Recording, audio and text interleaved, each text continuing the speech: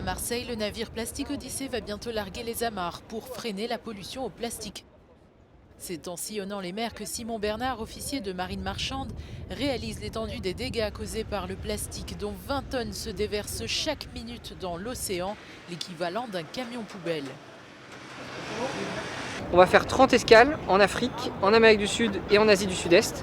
Et l'objectif, c'est de former 300 entrepreneurs du recyclage qui seront capables de monter des micro-usines et de traiter les déchets avant qu'ils terminent dans l'océan.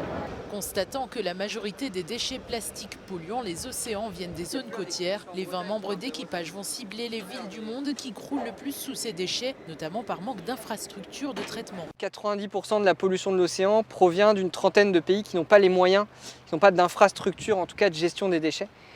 La situation actuelle, elle est là, elle est comme ça. On a un héritage de 5 milliards de tonnes de plastique dans des décharges sauvages. Comment est-ce qu'on peut en faire une ressource pour faire d'un problème une solution locale?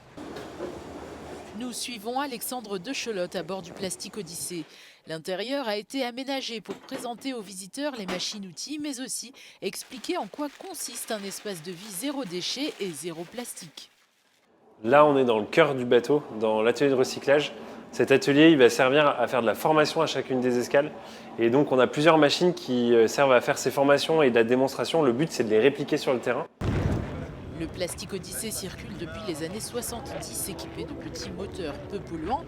Il parcourra le monde pendant 3 ans en transformant des déchets plastiques en carburant pour avancer.